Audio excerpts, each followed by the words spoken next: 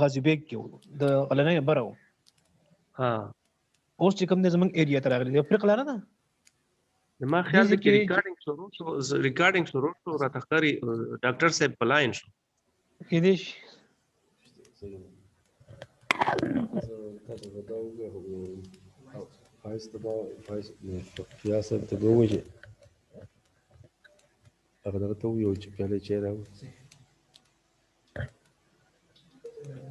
Hello السلام السلام علیکم جی. علیکم سر. وعلیکم السلام. حاضر ہو؟ جی حاضر بالکل ہیں. جی حاضر ہیں. اچھا اچھا. سب کتنے ہو؟ جی کتنے ہو؟ ساتھی 1 2 3 4 نہیں 7 ہو. 10 ساتھی لائن پہ ہے جی. 10 پہ ہے اور باقی تم 15 نہیں ہو؟ ہاں جی 11 ہم جی 10 افراد ابھی حاضر ہیں جی اور باقی لائن پہ ہونے جا رہی ہے جی. ٹھیک ہے 1-2 منٹ انتظار کرتے ہیں. چلو جی سر.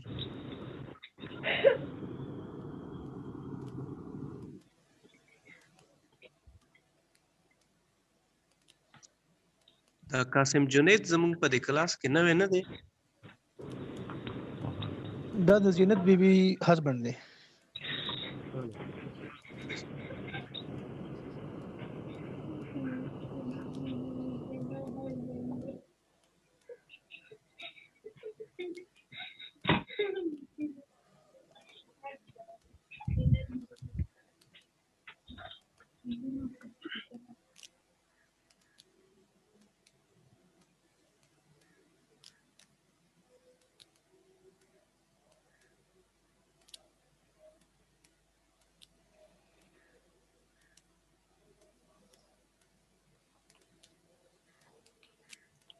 محترم ډاکټر صاحب څنګه دی جی؟ خیر دی الله فضل دی. خیر دی. تاسو سوال یې نو ہے.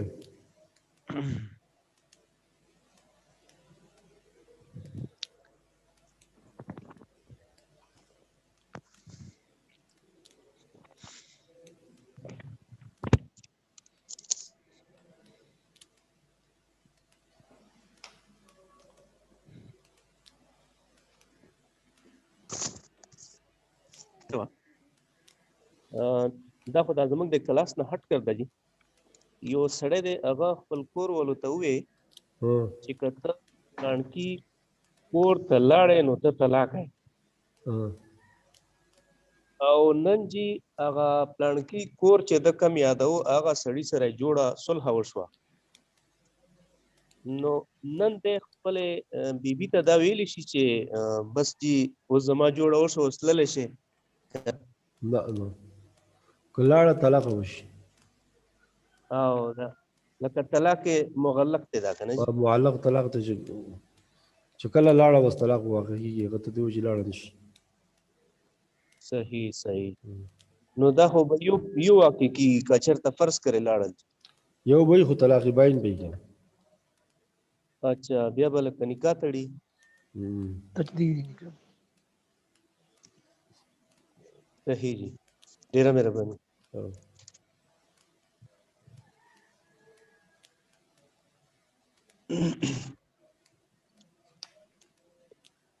زمونږ جی سبجیکٹ چې دی پرې دی اسلام کا تجدید و احیاء اور جدید اسلامی تحریک دی.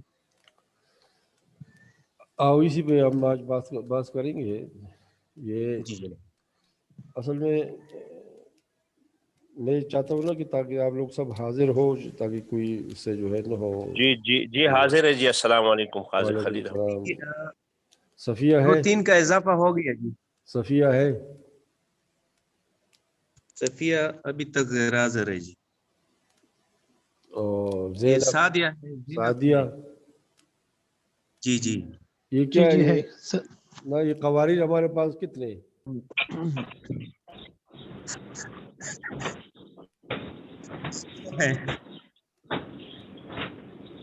ویسے 3 ہے ابھی حاضر 2.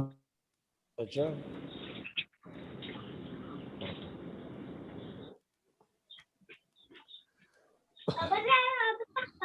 6 حاضر ہے سر. 6 اب تک. اچھا اچھا ٹھیک ہے جی. اصل میں بات یہ ہے کہ سب سے پہلے تو آپ لوگوں کو خوش آمدید. اور شکریہ سر. ذرا یہ بتائے تم میں سے تم نے جو اتنے حاضر یہاں ہو، امتحان کے بعد کسی نے کوئی کتاب پڑھی ہے؟ کوئی نام بتاؤ.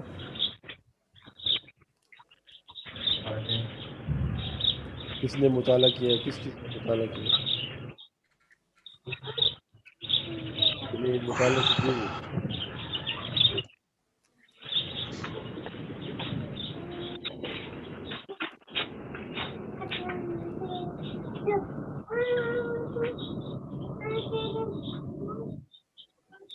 ہمارے کلاس فیلو جتنے بھی ہیں اپنے مائک میوٹ کریں. بتاؤ کو مائک بند کرو. تو بتاؤ کس نے کون سی کتابیں مطالعہ کی ہے اس درمیان؟ آپ کو کافی ٹائم ملا نا. ډاکټر صاحب زه طارق زیب یم او ما د رؤیت هلال سره متعلق د درې څلورو فتاوو د هغې مطالعه مې کړې ده جي دې چټیانو کې.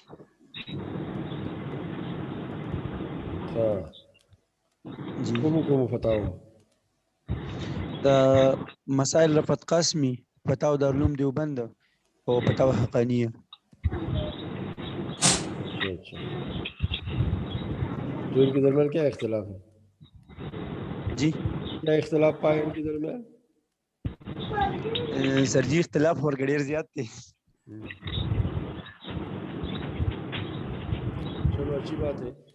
ایک اور بتاؤ کیا پڑھا ہے تم نے؟ اصل میں مجھے تمہارے نام یاد نہیں. ہاں جی، میں مفتی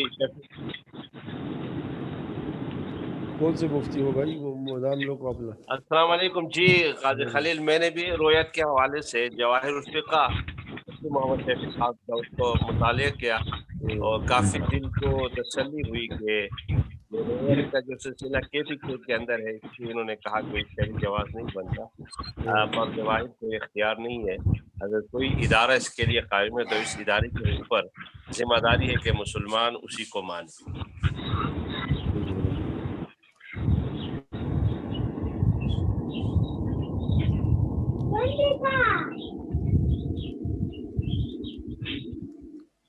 کیا پیغمبر کے زمانے میں کوئی کمیٹی تھی اس کے لیے؟ کیا آپ کمیٹی بنا رہے ہیں؟ فرد واحد ہی یہ آواز آ رہی ہے بچوں کی.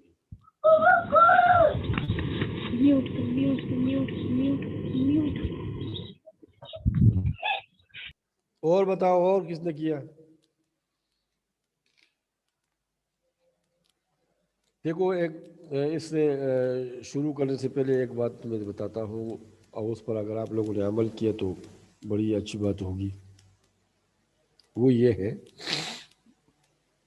کہ جو ہمارے موضوع کے ساتھ اس کا گہرا تعلق ہے، جو ابھی ہم پڑھیں اس میں جو ہے شروع کریں گے،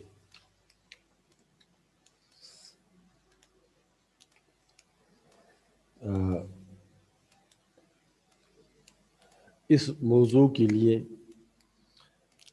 آپ کو جو کتابیں میں منتخب کرنا دیتا ہوں، ایک تو یہ کہ آپ حجت اللہ البالغہ اگر کسی نے شروع نہیں کیا تو شروع کر دیں. ایک بات تو یہ. دوسری بات یہ ہے جو مکتوبات ہے مجددی صاحب کی، پڑھے کس نے؟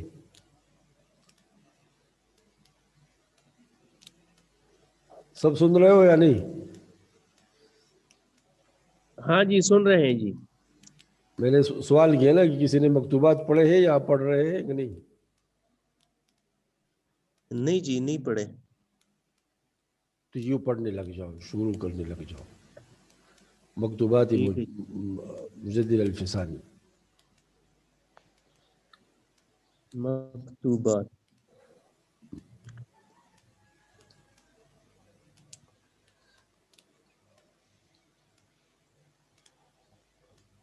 ٹھیک ہے جی. اور ساتھ ساتھ حجت اللہ البالغہ میں نے کہا تھا آپ کو. یہ کتاب جو ہم اس کے ہمارا زیر وہ ہوگا اسے امتحان وغیرہ اسی میں لیں گے. جو مولانا مودودی صاحب کی کتاب ہے تجدید احیاء الدین. ٹھیک ہے جی. یہ چھوٹی سی کتاب ہے، اس کو ذرا اپنے پاس رکھ دو. جو اگر کہیں ملتا ہو تو ایک نسخہ میرے لیے بھی لے لو. تو اس سے جو ہے یہ کریں گے. لیکن دیکھو آج میں ایک اور اس سے جو ہے بحث کرنا چاہتا ہوں.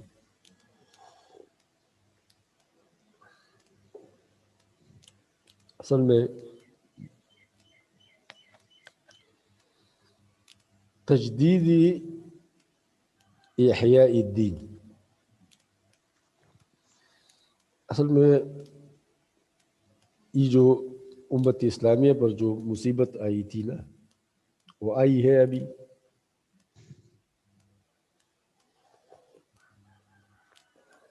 کہ پوری امت استعمار میں چلی گئی، اوروں کے دشمنوں کے قبضے میں آ گئی. اس میں تو ہمارے یعنی اس جرم میں ہم سب شریک تھے، خواہ وہ ہمارا دینی طبقہ ہو اور خواہ وہ ہمارا حکمران ہو، عام لوگ ہو. اس کی وجہ یہ ہے دیکھو کہ ہم اپنے ماحول سے ناواقف ہیں، اپنے زمانے سے ناواقف ہیں.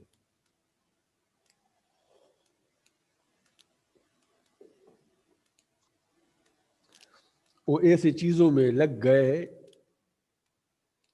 جو ہی ہماری تباہی کے سبب بنتے ہیں. وہ آج کل بھی بڑے زوروں پر ہیں.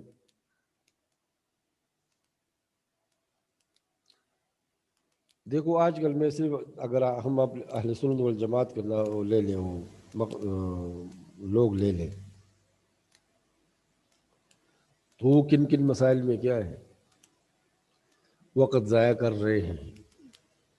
اور ایک دوسرے کی ہماری جو طاقت ہے جو بجائے غیر مسلموں کی طرف توجہ ہو متوجہ ہو، وہ ہم اپنی طرف اپنے وہ تیر ہم اپنے سینے پہ لگتے ہیں. مختلف چیزوں کو ہم اٹھاتے ہیں جس کا جو اسلام میں 10ویں نمبر پر بھی نہیں بلکہ 20ویں نمبر پر بھی اس کا نمبر نہیں آتا اگر ہم اسلام کو دیکھیں. بہت سے لوگوں نے اس کو پہلے نمبر پر رکھا ہے، وہ پوری زندگی اس پہ خرچ کر رہے ہیں.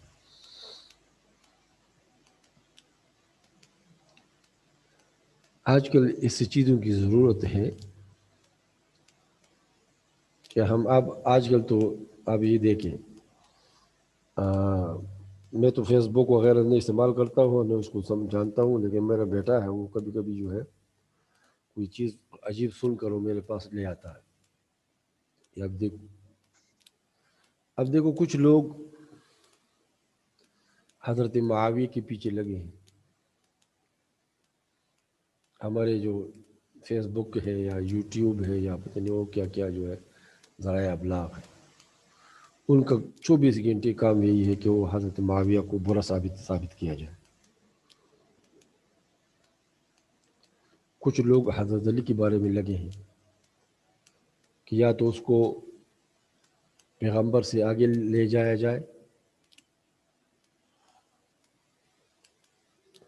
یا اس کو نعوذ باللہ نیچے دکھایا جائے.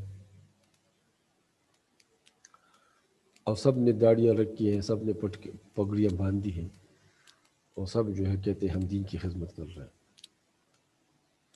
اور وہ معلوم نہیں کہ وہ دین کی جڑیں کاٹ رہے ہیں. اور یہاں ادھر ہمارے جو حکمران طبقہ ہے، سب کچھ بولو، سب کچھ کہو، سب کچھ لکھو، یہ جائز ہے، ان کو کچھ مت کہو.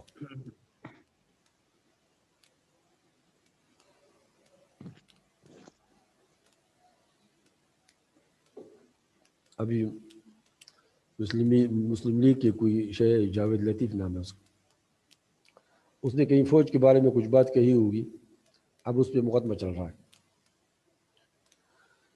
اور جو لوگ اسلام کے بارے میں یا مسلمانوں کے بارے میں یا صحابہ کے بارے میں یا قرآن کے متعلق باتیں کہتے ہیں، ان کے بارے میں کوئی نہیں سوچتا، نہیں ان سے پوچھتا کہ بھائی تم ایسے باتیں کیوں کر رہے ہو. اور بہت سے ہمارے علماء حضرات ان کو تو یہ لگی ہوئی ہے کہ پیس، امن، رواداری، ہم تو یہ چاہتے ہیں. ہاں ان کے لیے بڑے بڑے بزرگ لوگ اس میں جاتے ہیں، پتہ نہیں ان کو کہ ہمیں کو کس طریقے سے استعمال کیا جا رہا ہے. بڑے بڑے بزرگ اس میں جاتے ہیں، وہاں جا کر یہ بڑے بڑے ہوٹلوں میں رہتے ہیں، اچھے اچھے کھانے، جہازوں کا سفر، بڑے بڑے ہوٹل میں رہنا، اور کچھ ساتھ جو ہے $1000-2000 بھی لے آتے ہیں. ان کے لیے اور کیا چاہیے؟ وہ نہیں جانتے، انہیں سوچتے ہیں کہ ہمیں ایک ملک جو کہ کافر ملک ہے، جو اپنے ملکوں میں پردے کی اجازت نہیں دیتا، وہ ہم پر اتنا خرچ کیوں کر رہا ہے؟ ہمیں بلا کر اتنے بڑے بڑے ہوٹل میں ہمیں ٹھہرا رہا ہے، یہ کیوں؟ کبھی کسی نے سوچا ہے؟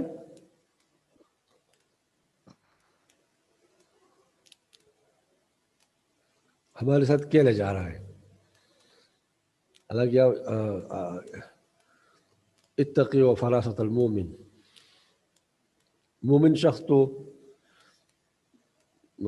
خطرے کو یا اس کو آنے سے پہلے ہی دیکھ لیتا ہے، سمجھ جاتا ہے. لیکن ہم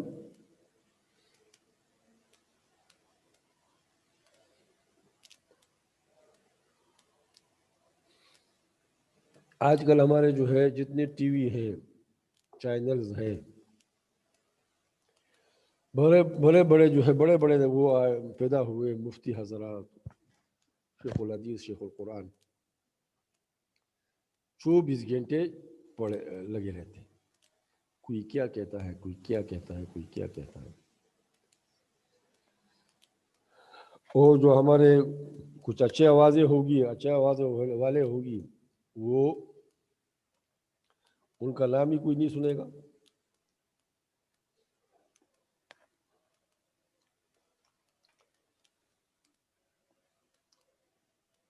جو لوگ یہ آج کل یہ جو آپ بھی بڑے سنتے ہیں،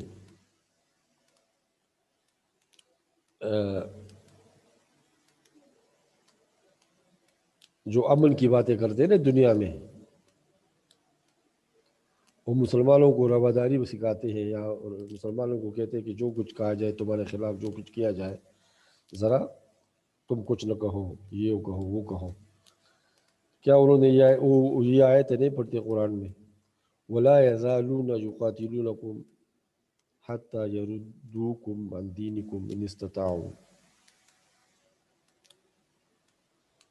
اسی کا جو ہے وَلَا يَزَالُونَ، تم علماء حضرات جانتے ہو، قیامت تک کے لیے یہی رہے گا، قیامت تک کے لیے. ان کا مقصد کیا ہوگا؟ حَتَّى يَرُدُّوكُمْ عَنْ دِينِكُمْ إِنِ اسْتَطَاعُوا، تاکہ تم کو دین سے نکال کسی بھی ذریعے سے.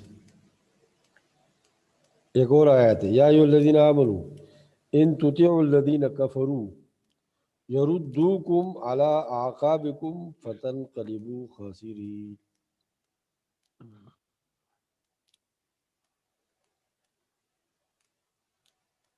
اب اگر کوئی یہ کہے کہ یہ تو ان کافروں کے لیے تھا، تو دیکھو قرآن کریم میں کوئی بھی آیات کسی ایک زمانے کے ساتھ، کسی ایک شخص کے ساتھ، کسی ایک واقعہ کے ساتھ خاص کرنا کہ یہ اسی کے لیے ہے، ہمارے لیے نہیں ہے، یا پہلے والوں کے لیے تھا اور ہمارے لیے نہیں ہے، یہ کفر ہے، قرآن پر ایمان نہ لانا ہے، کیونکہ قرآن تو نازل ہونے سے لے کر قیامت تک تمام لوگوں کے لیے ہدی للناس ہے، ہدی للناس۔ اس کی کسی آیت کو اسباب نزول الگ چیزیں ہیں، شان نزول الگ چیزیں ہیں، وہ صرف سمجھانے کے لیے علماء نے یہ اصطلاحات پیدا کیے ہیں، ورنہ جو موجودہ قرآن کریم ہے اس کا شروع سے لے کر بسم اللہ سے لے کر بسم اللہ کے با سے لے کر آخر سین تک یہ ہدایت ہے، جس زمانے سے نازل ہوا وہاں سے لے کر قیامت تک۔ اب قیامت تک جو ہے ابھی جو عمر ہے 1500 سال ہے، 1500 سال کے بعد یہ 15,000 سال ہو سکیں گے، 15 ملین سال ہوں گے، 15 بلین سال ہوں گے، پتہ یہ اللہ کا علم کہ کب قیامت آئے اور نہ آئے، قیامت کب آئے، کس ٹائم آئے، اللہ کو معلوم ہے۔ اس وقت تک یہی آیت رہے گی، وَلَا يَزَالُونَكُمْ وَلَا يَزَالُونَ يُقَاتِلُونَكُمْ حَتَّى يَرُدُّوكُمْ عَنْ دِينِكُمْ إِنِ اسْتَطَاعُوا۔ یہ آیات قیامت تک کے لیے ہے کہ کافروں کی کوششیں ہم کو دین سے ہٹانے کے لیے، اسلام کو ختم کرنے کے لیے، کافروں کی کوششیں ہمیشہ رہے گی، اور اب ہے، ابھی چل رہا ہے۔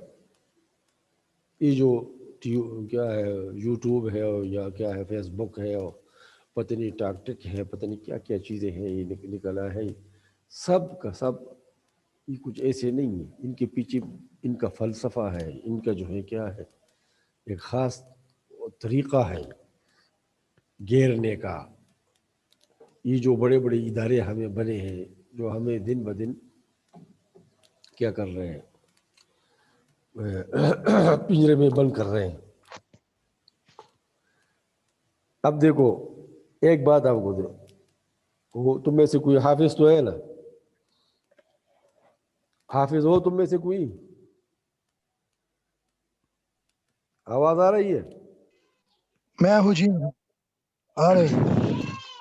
اقرض اللہ قرضا حسنا، یہ آیت پورا کر لو۔ من ذا الذي يقرض الله قرضا حسنا فيضاعفه له اضعافا كثيرة والله يقبض ويبسط واليه ترجعون۔ دیکھو یہ قرض حسن کو اگر تم دو گے تو واللہ یضاعف، دیکھو آج کل فيضاعفه له اضعافا یضاعف كثيرة، لہ، اب دیکھو یہاں جو ہے اضعافا دیکھو كثيرة۔ بات ذرا سنیں، اب یہاں قرض حسنہ دینا یہ ویسے تو اچھا کام ہوگا عام حالت میں، انفرادی طور پر بھی اور اجتماعی طور پر بھی، لیکن خاص حالت میں قرض حسنہ دینا یہ کبھی فرض ہو جائے گا، فرض۔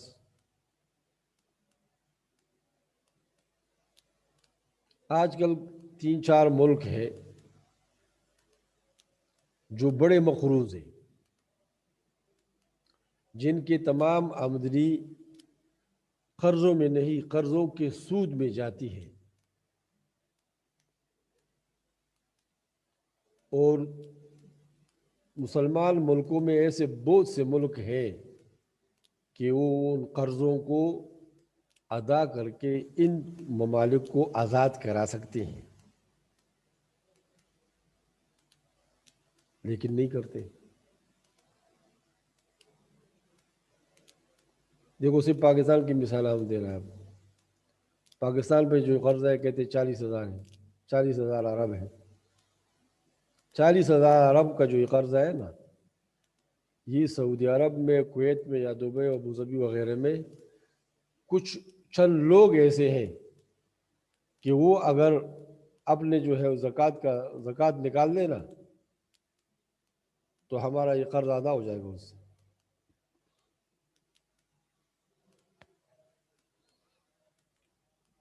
اگر وہ ہمیں قرضہ دے دیں اور ہم پھر سالانہ ان کو قرضہ دیں واپس کریں تھوڑا تھوڑا، چلو 10,000 سال میں واپس کریں گے تو کیا 4 سال لگ جائیں گے، اگر 5 کریں گے تو 10 سال لگ جائیں گے، چلو 8 سال لگ جائیں گے، لیکن یہ ذہن ہے کسی کا؟ اس طرح دوسرا ملک جو مقروض ہے وہ مصر ہے، اسی طرح تیسرا ملک جو مقروض ہے ترکی ہے، چوتھا ملک جو مقروض ہے وہ انڈونیشیا ہے۔ تو اگر ہم چلو 2 ملک مصر کو قرض دے کر، چونکہ قرض تو واپس ہونی ہے نا، مصر کو چھوڑا لو، اس طرح جو آئندہ 2-4 سال میں کوئی انڈونیشیا کا قرض اتار دے، کوئی ترکی کا اتار دے، تو کیا ہے تمام ملک اسلامی ملکوں میں خوشحالی آ جائے گی، قرض ختم ہو جائیں گے، تو سود نہیں رہے گا۔ اس بارے میں کوئی بات نہیں کرتا۔ ہاں یہ بات کہتے کہ حضرت معاویہ نے ایسے ہی نہیں کیا، ہاں حضرت علی نے بیعت میں تاخیر کی تھی، وہ ناراض۔ کل میرے بیٹے نے مجھ سے پوچھا تو میں نے کہا یہ کس نے کہا کہ اس نے تاخیر کی؟ یہ ایک روایت بھی ہے کہ اس نے 3 دن کے بعد بیعت کیا تھا، تو ہم اس کو کیوں نہیں لیتے؟ یہی کہتے ہیں کہ اس نے بیعت نہیں کی تھی 6 مہینے کے بعد، لہٰذا ہم کیا ہو۔ اب بھائی اگر اس نے بیعت نہ بھی کی ہو، کیا بیعت ضروری ہے ہر ایک مسلمان کے لیے؟ امت کا فیصلہ ہے، کیا اکثریت کا فیصلہ منظور ہے، اگر کسی نے نہیں کیا تو نہیں کیا، تو یہ اس کی ذمہ داری ہے نہ کرنا، اسے پوچھا جائے گا۔ یہ اس کی دلیل تو نہیں ہے کہ ابوبکر کی خلافت میں شک ہو گیا۔ تو دیکھو ہم ایسی چیزوں کی طرف کیا کر رہے ہیں، ہم جا رہے ہیں۔ اور دوسری چیز ہے، جیسے میں نے آپ سے کہا اب یہ قرض حاصلہ کا مسئلہ، ہمارے اس ملک میں کیا اس میں 400 یا 500 آدمی نہیں ہے جو 1 ارب ڈالر حکومت کو قرض حاصلہ دے دے؟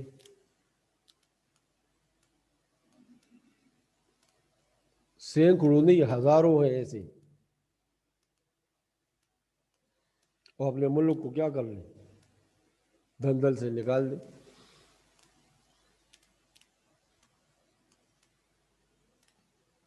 اس کی طرف کوئی توجہ دے رہا ہے؟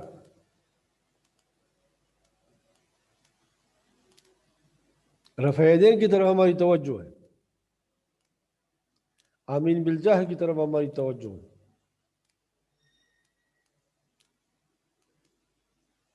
سنت کے بعد دعاؤں کی طرف ہماری توجہ ہے، اور اس پہ ایک دوسرے کو کافر۔ تو اصل میں بات یہ کر رہا ہوں کہ اصل میں آپ حضرات کو جو ہم یہ کہتے ہیں نا، یہ جو آپ کا ٹاپک ہے، آپ کا جو موضوع ہے نا، تجدید احیاء الدین،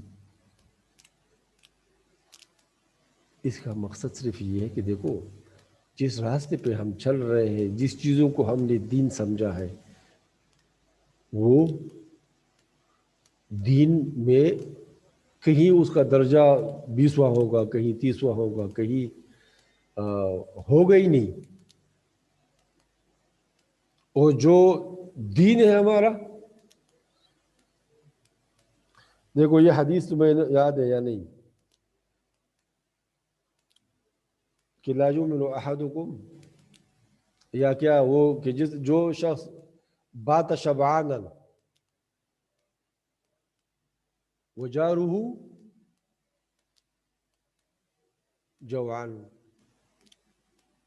کہ جو کیا جو یہ حدیث الفاظ میں ہو سکتا ہے یہ پورے یاد نہ ہو مجھے، لیکن کہ جو کیا تم میں سے کوئی ایمان والا نہیں ہو سکتا کہ ایک شخص خوب پیٹ بھر کر سویا ہو، اس کا پڑوس کیا ہو، یہ بھوکا ہو۔ اسی حدیث کو لے لیں اور اس پر ہم عمل کر لیں تو پاکستان میں کوئی بھوکا ہوگا؟ یعنی اتنا تو ہم سب کر سکتے ہیں نا، اگر زیادہ نہیں کر سکتے اتنا تو ہم سب کر سکتے ہیں نا، کہ گھر میں ہماری جو 5 روٹیاں بنتی ہے 7 بنا دیں، یہ 2 روٹیاں جو پڑوس میں جو بھوکا ہے یا یتیم ہے یا بیوہ ہے اس کو بیچ دیں، اور یہ ہم پورا سال بیچ سکتے، کیونکہ جہاں 5 بنتی ہے اس 5 میں سے ان میں سے تھوڑا تھوڑا بچا کر 2 اور بنا سکتے ہیں۔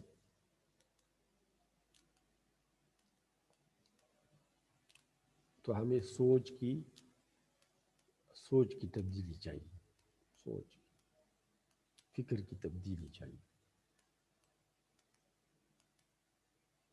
اب مصیبت یہ ہے کہ جو ہمارا طبقہ ہے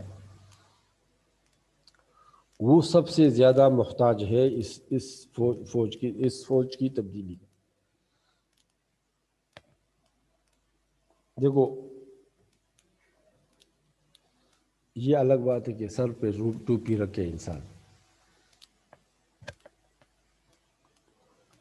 اور نماز پڑھے، اب یہ وہ حدیث آپ نے جو ہے یہ ایک حدیث ہے حضرت جابر کی جو سیاہ ستہ سب نے ذکر کیا ہے کہ مسجد میں اس کے پاس 2 چادریں تھیں، ایک چادر اس نے جو ہے وہ کپڑے بنایا تھا اسے وہ پہنا تھا اور دوسرے اس کے کندھے پہ تھی، اس نے وہ چادر زمین پہ پھینک کر نماز پڑھنی شروع کی، سر سے ننگا، سر پر پگڑی نہیں باندھی۔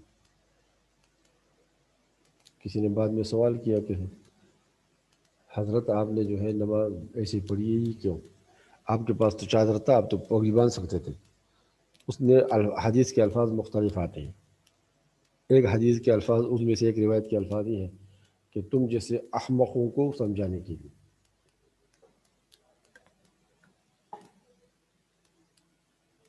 کیونکہ پیغمبر کے زمانے میں کہتے ہیں کپڑے کہاں تھے، ٹوپیاں کہاں تھی، ہم تو ایسی نماز پڑھتے۔ آج کل ہمارے جہاں بھی جاؤ سب مولوی حضرات یہی کہتے ہیں کہ بغیر ٹوپی کی نماز ہوتی نہیں۔ خدا کے بندے ایک آدمی نے وضو کر کے وہ مسجد میں آیا ہوا ہے تو بجائے آپ اس کے کہ آپ اس کا حوصلہ افزائی کریں، آپ اس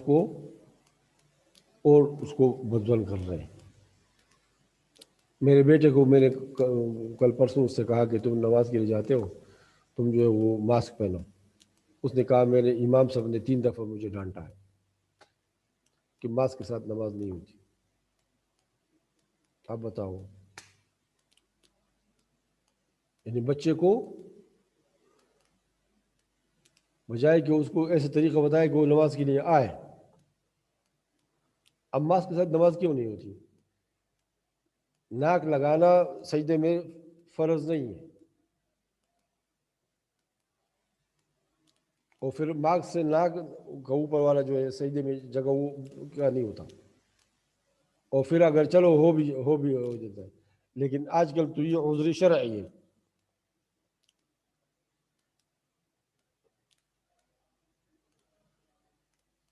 بجائے اس کے کہ وہ کہے کہ ایسا پہنو، اور اس کے لیے وہ یہ کہنا فرض ہے کہ وہ بتائے لوگوں کو کہ تم ماسک پہنو، یہ کہنا اس کے لیے فرض ہے، وہ الٹا کہہ رہا ہے اس کے ساتھ۔ کیا تو ہے ہمارا امام۔ ہمیں تجدید کی ضرورت ہے، اس فکر کی ضرورت ہے کہ ہم کیا کریں جو ہے یہ پہلے تو ہم خود یہ جو اپنا دین ہے نا اس کو ذرا سمجھ تو لے۔ ہم نے تو اپنے دین کو سمجھنے سے ہم قاصر ہیں، نہیں سمجھ رہے،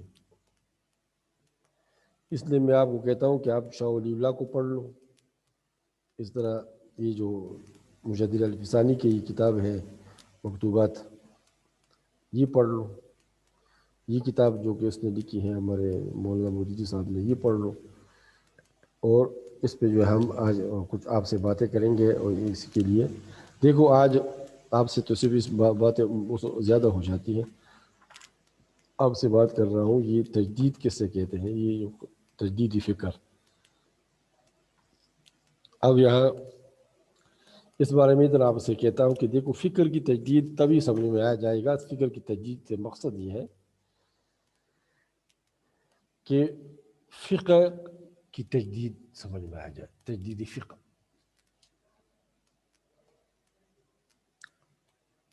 دیکھو بعض عادتیں ایسی تھی نا جو تھی عادتیں، کسی جہاں اسلام گیا وہاں وہ عادت موجود تھی اور وہ عادت بری بھی نہیں تھی، تو وہاں کے علماء نے اس عادت کے ترک کو مکروہ کہہ دیا. ایک مثال آپ کو دے رہا ہوں. آج کل لوگ پتلون پہنتے ہیں، وہ پتلون ایک ایسا لباس ہو گیا کہ یہ پوری دنیا کا لباس ہے. یہ کوئی یہ نہیں کہہ سکتا کہ یہ میرا ہے فلاں کا نہیں. اور ذرا ذہن میں یہ بھی رکھو کہ پتلون کا ایجاد مسلمانوں نے کیا ہے، کہ غیر مسلموں نے نہیں. صلاح الدین ایوبی کے زمانے سے یہ اسلامی فوج کا ایجاد کردہ لباس. اب ظاہر بات ہے کہ اس میں ایک مسئلہ بنتا ہے. مسئلہ یہ بنتا ہے کہ کھڑے ہو کر پیشاب کرنا.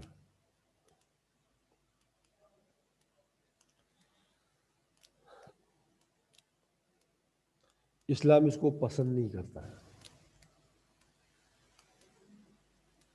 وہ خاصتاً کسی ایسی جگہ پر ہو جہاں ہوا آپ کے لیے آپ کو آپ کے پیشاب آپ کے کپڑوں پہ لگنے کا خطرہ ہو.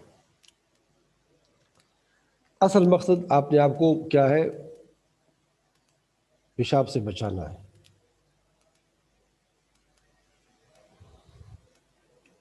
لیکن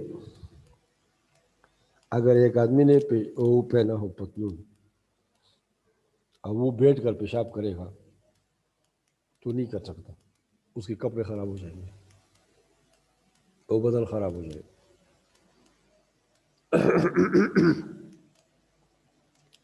اب اس کے لیے کیا کرنا چاہیے؟ اگر ہم کہیں کہ پیشاب نہ کرے تو یہ ہو سکتا ہے، وہ تو ایک گھنٹہ دو انسان جو ہے وہ رو کے رکھ سکتا ہے. اب اگر کریں گے، اب اگر آپ کہیں کہ شلوار پہنی تو بھائی شلوار کہاں سے لائے گا؟ میں نے جو ہے کوشش کی مصر میں کئی درزیوں کے پاس گیا کہ میرے لیے پاکستانی لباس بنا دیں. انہوں نے کہا وہ کیسے؟ اپنے کپڑے بھی لے گئے کہ اس جیسے بنا دو، کہ نہیں بنا سکتا. تو اب آپ کو جو ہے آپ کو کیا بنائے گا؟ آپ کے لیے شلوار قمیض کہاں بنائے گا؟ یہ کہاں چلے گی؟ کہاں سے لوگ؟ ذرا انسان سوچے نا. اصل مقصد کیا تھا؟ پیشاب سے بچنا. اس لیے جب انسان بیٹھتا ہے تو اس نے لنگ پہنا یا شلوار پہنی ہے تو اس سے بچ سکتا ہے اچھی طریقے سے. لیکن اگر شلوار میں لنگ نہیں ہے یا شلوار نہیں ہے، کوئی اور لباس ہے، اور اس میں جو ہے وہ کیا ہے خطرہ ہے اس کو پیشاب لگنے کا، کپڑے گندے ہونے کا یا بدن گندے ہونے کا، تو اس صورت میں اس کے لیے کیا ہے؟ بیٹھنا جائز ہوگا. حکم بدل گیا نا، اور بدل گیا نا، تو اور بدلا تو حکم بدلا.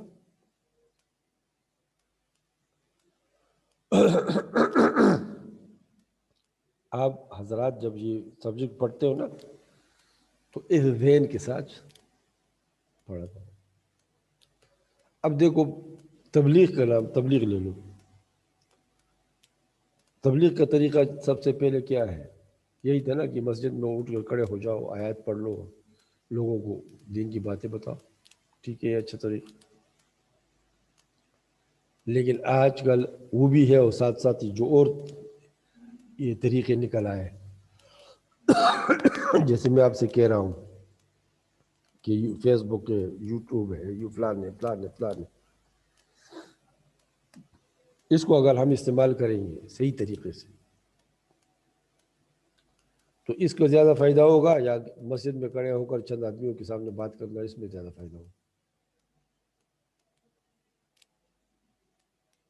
اب عرف بدل گیا، طریقہ بدل گیا.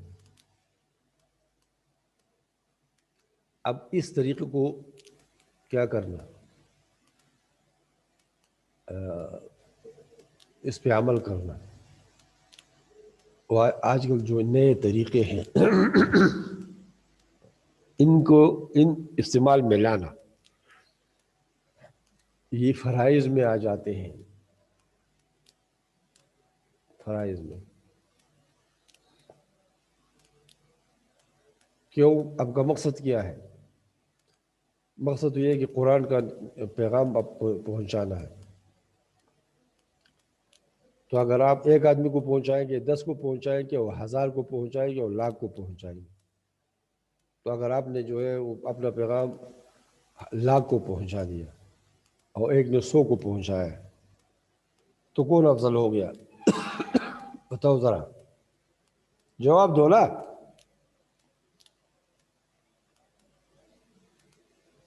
خاموش ہو کیوں؟ یہ 1000 والا افضل ہے، 1000 والا.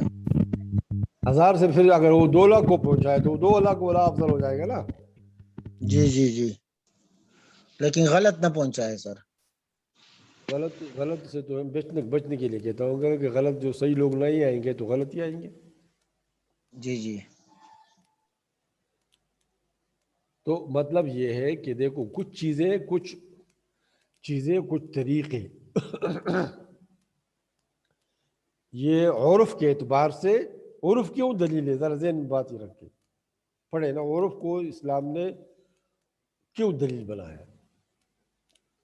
کیونکہ قرآن کی تفسیر بھی عرف نے کی ہے سب سے پہلے. عربوں کا عرف تفسیر ہے قرآن کا اور حدیث کا. عرف بدلتا رہتا ہے. تو کہیں ہو سکتا ہے کہ کبھی وہ دیکھو ذرا بات ذہن میں رکھے کہ کچھ عرف کبھی ایسا ہوگا کہ فرض تک پہنچے گا، اور کچھ ایسا ہوگا جو کہ حرام تک پہنچے گا. کچھ مستحب ہوگا اور کچھ جو ہے مکروہ ہوگا. یہ ہم میں سے جو ہمارے جو کیا ہے نا، یہ آپ سے یہ بات اصل میں بات لمبی ہو جاتی ہے. میں جو ہے خاص اس سے نقطہ سمجھانا چاہتا ہوں. یہ جو تجدید ہے نا، تجدید جس کو کہا جاتا ہے، یا تجدید احیاء دین، یہ تبھی اس کو ہم سمجھیں گے فکر کی تجدید کہ ہم فقہ کی تجدید سمجھ میں آ جائے. اب کہیں گے کہ فقہ کی تجدید کیسی ہوگی؟ تو دیکھو اصل میں فقہ جو ہے یہ روح هذه الامہ، اس امت کی روح جو ہے نا وہ فقہ ہے، فقہ میں بیان ہے.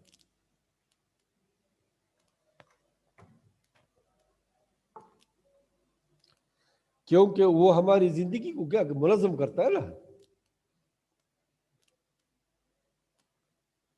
قانون کو، ہماری انفرادی زندگی کو، اجتماعی زندگی کو منظم کرنے والی چیز کیا ہے؟ شریعت ہے. شریعت ہے، فقہ ہے. اب یہاں جو ہے اس کے سامنے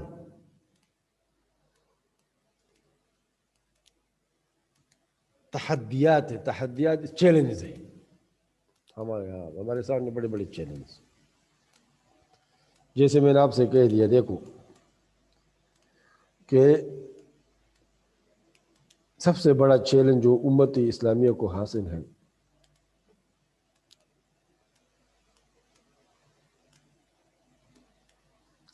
ایک تو ہم امت نہیں رہے، اور نہ ہمیں کوئی امت بنانے دے گا.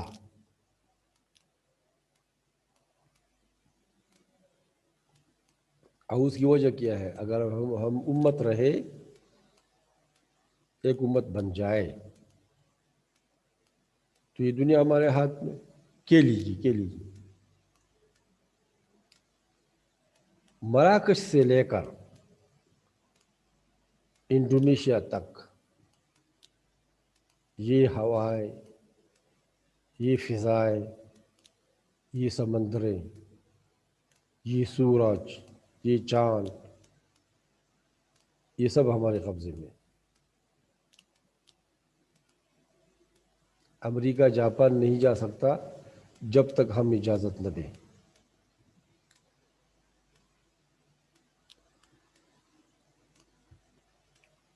چائنا مال لندن نہیں جا سکتا، یا امریکہ نہیں جا سکتا، یا افریقہ نہیں جا سکتا جب تک ہم اجازت نہ دیں۔ یعنی ہمارے پاس اتنی قوت ہے، یہ زمین بھی ہماری، یہ آسمان بھی ہمارا، یہ چاند بھی ہمارا، یہ سورج بھی ہمارا۔ آپ نے چند دن پہلے سنا ہوگا کہ مصر کے نہر سویس میں ایک جہاز الٹ ہو گیا تھا ہوا کے ذریعے۔ اس نے راستہ بند کیا تھا، ایک ہفتہ کے بعد جو ہے وہ اس کو جہاز کو سیدھا کر کے چلایا گیا۔ تو کتنا خسارہ ہوتا تھا دنیا کو تجارتی۔ ہر دن $1 بلین، 1000 ملین ڈالر پوری دنیا کو نقصان ہو رہا تھا اس جہاز کے الٹنے سے۔ جب تک وہ نہ ہو تو دنیا تقریباً 10 کروڑ یا ارب ڈالر کا دنیا نے اور کمپنیوں نے نقصان اٹھایا۔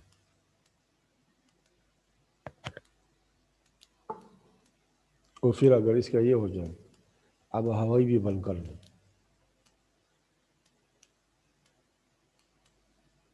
ایک تو یہ کہ ہمیں اپنے اس کے جو ہے جیسے کہا جاتا ہے نا، اپنی قوت کا، اپنی طاقت کا ہمیں معلومات نہیں ہے کہ ہم کتنے طاقتور ہیں۔ اور اس کی وجہ کیا ہے؟ وجہ یہ ہے کہ ہم امت نہیں ہے۔ قرآن کے کتنے آیتوں میں آتا ہے ان هذه امتکم امۃ واحدہ، ان هذه امتکم امۃ واحدہ، یہ کتنی مرتبہ آیا ہے قرآن میں؟ کوئی بتا سکتا ہے؟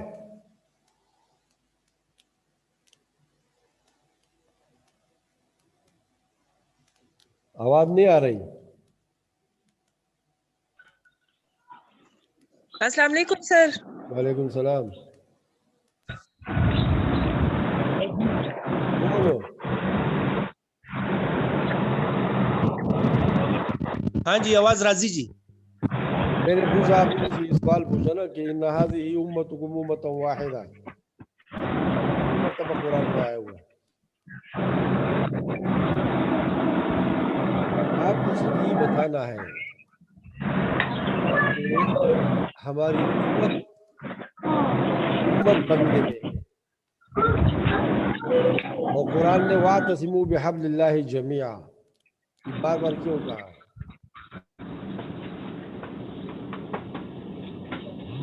ہمیں اس سوچ کو، اس سوچ، اس کی تجدید کرنی ہے۔ اور یہ کہ وہ حدیث میں ہے کہ المسلم للمسلم کجسم الواحد ہے نا، یشد بعضہ بعضا۔ اگر ایک جگہ کان کو تکلیف ہو تو پورے جسم کو تکلیف ہوتا ہے، آنکھ کو تکلیف ہو تو پورے جسم کو تکلیف ہوتا ہے۔ تو اگر مراکش میں کسی کو تکلیف ہو تو یہ ہمیں تکلیف ہونی چاہیے اگر انڈونیشیا میں ہو۔ لیکن ہمارے سامنے تو لوگوں کو قتل کیا کیا جا رہا ہے۔ بنگلہ دیش کے قریب جو ہے لاکھوں مسلمانوں کو قتل کیا گیا، اور بنگلہ دیش کی حکومت پر کیا کوئی اثر ہی نہیں ہوا۔ کیوں؟ ہم امت نہیں رہے۔ اگر ہم امت ہوتے تو ہمارے ساتھ یہ ہوتا جو آج کل ہو رہا ہے۔ میں نے آپ سے یہ کہا ہے کہ دنیا میں چند لوگ ایسے ہیں جو زکوٰۃ دے تو پوری دنیا میں کوئی مسلمان غریب نہیں رہے گا۔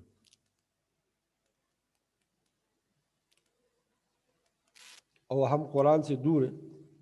ارأیت الذی یکذب بالدین، ارأیت الذی یکذب بالدین فذلک الذی یدع الیتیم. اب یدع الیتیم، یتیم کو کھانا نہ دینا بھی تو دع ہے نا،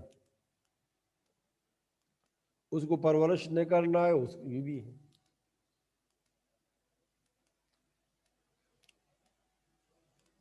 ارأیت الذی یکذب بالدین فذلک الذی یدع الیتیم ولا یحض علی طعام المسکین.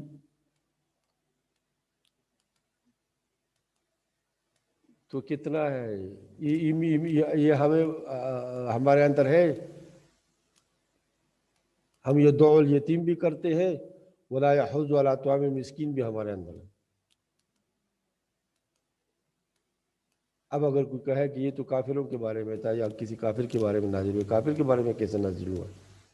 اگر صرف کافر کے بارے میں نازل ہوتا، اسی کے ساتھ خاص ہوتا، تو پھر قرآن میں کیوں لکھا ہوا ہے؟ اس کا مطلب یہ ہے کہ یہ قیامت تک یہی رہے گا، اور یہی حکم قیامت تک تمام مسلمانوں کے لیے ہوگی. فویل للمصلین الذین هم یراؤون. آگے سمجھو، آگے جاؤ. اصل چیز جو ہے اس آیت میں ہے وہ آگے یہ ہے، وَيَمْنَعُونَ الْمَاعُونَ. معاون کو جانتے ہو؟ جی سر. معاون کو. جی سر. اب اس پر عمل کرتا ہے. معاون اگر ہم جیسے اگر اس آیت کو لے لے کہ القرآن یفسر بعضہ بعضا، اگر اس کو لے لے یسألونک عن الانفاق قل العفو، یا یسألونک ماذا ينفقون قل العفو. تو اگر معاون کو عفو کو آپس میں ملا کر اس کی تفسیر ہو جائے گی. آپ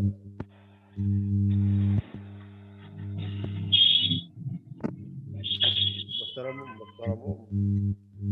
اس ذہن اصل میں اس کی ذہن کی تبدیلی کی ضرورت ہے. ہم نے دین کو چھوڑا ہے، ہم دین کو نہیں سمجھ رہے. ہم نے دین کو یہی سمجھایا کہ بس کیا کر لو، نماز پڑھ لو، تلوار پہن لو،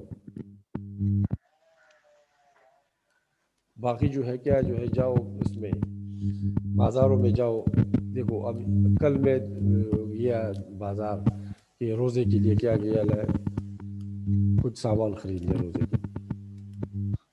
آپ یقین کریں ہر چیز کی قیمت چگنی ہو گئی، چگنی.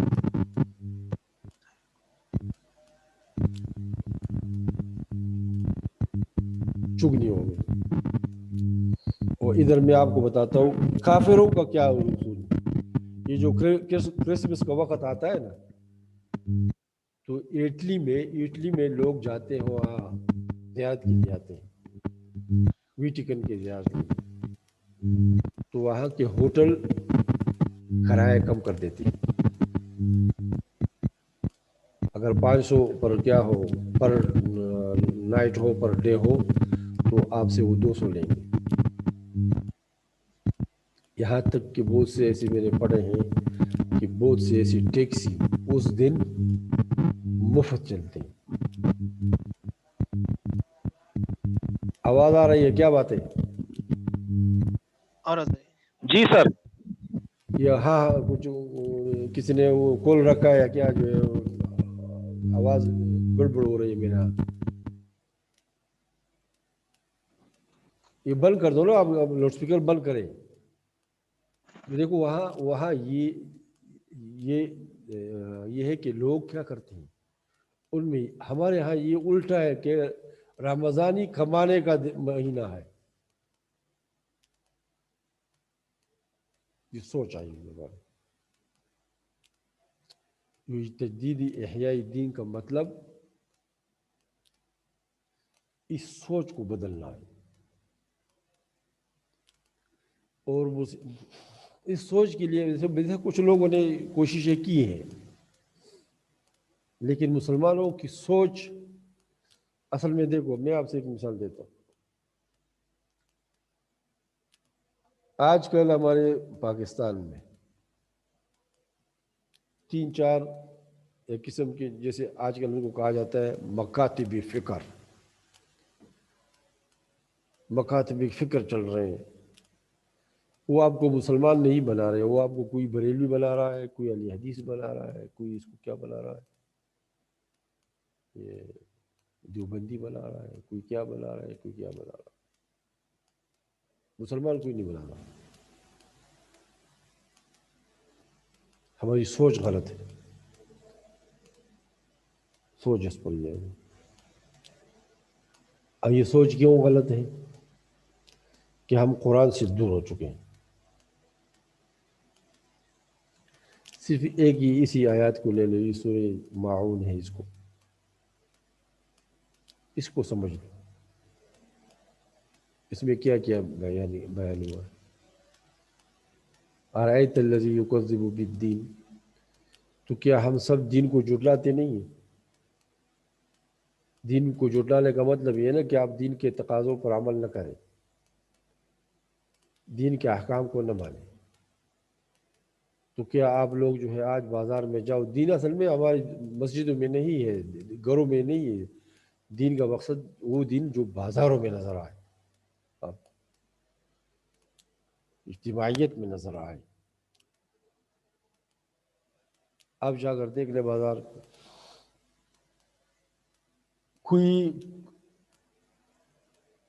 کوئی شخص بھی، دکاندار جو ہو، جو بھی ہو،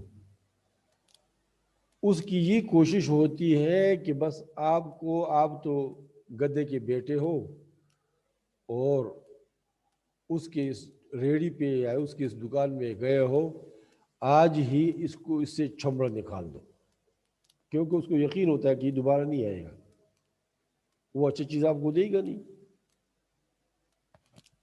ایک مثال آپ کو دیتا ہوں. مثال یہ ہے کہ دیکھو، ایک آدمی، ایک ڈاکٹر پروفیسر صاحب کی باتیں میں نے سنی. پروفیسر صاحب کہنے لگے کہ میں نے چشموں کا یہ لیا ہوا تھا، یہ کیا کہتے ہیں اس کو، فریم، قاہرہ میں نے لیا تھا. 5-6 سال میں نے اس کو استعمال کیا. 5-6 سال کے بعد اس فریم کے اس میں کیا ہو گیا، اس کا چھلکا اتر گیا، اس میں ہو گیا کچھ چیز جو ہے وہ مثلا سفید تصرف ہو گیا، یا کچھ اس میں فریم میں خرابی آ گئی. تو کہتے ہیں میں ویسے پیرس گیا ہوا تھا، تو وہاں ایک چشموں کی دکان ہے، میں نے کہا کہ چلو یار دکان میں چلے جاؤ، اس کے بارے میں، چونکہ وہ میں کافی مہنگا خریدا تھا، تو اس سے کہوں کہ یہ کیا ہوا ایسا ہوا. کہتے اس دکاندار کے پاس میں جو ہے گیا تو اس کو دکھایا، تو وہ فرانس کے کمپنی ہے اس کا تھا. اس نے آگے مجھ سے پوچھا کہ آپ نے یہ کہاں خریدا ہے؟ مجھ سے خریدا تھا. تو انہوں نے کہا میں نے آپ سے نہیں خریدا، میں نے تو یہ قاہرہ میں خریدا تھا اتنے سال پہلے. انہوں نے کہا بیٹھ جاؤ. کہتے ہوئے اس نے مجھے بٹھا دیا، ایک دم فون کیا اس کمپنی والوں کو کہ ایک ایسا آپ کا ایک فریم ہے جس میں یہ خرابی پیدا ہوئی. کہتے آدھا گھنٹہ نہیں گزرا تھا کہ اس کمپنی کا آدمی اس دکان میں پہنچ گیا، اور کہتے بتاؤ. تو کہتے میں نے ان کو بتا دیا کہ یہ فریم میں نے وہاں خریدا تھا، اب یہ ہوا اس کے ساتھ. کہنے لگا اچھا.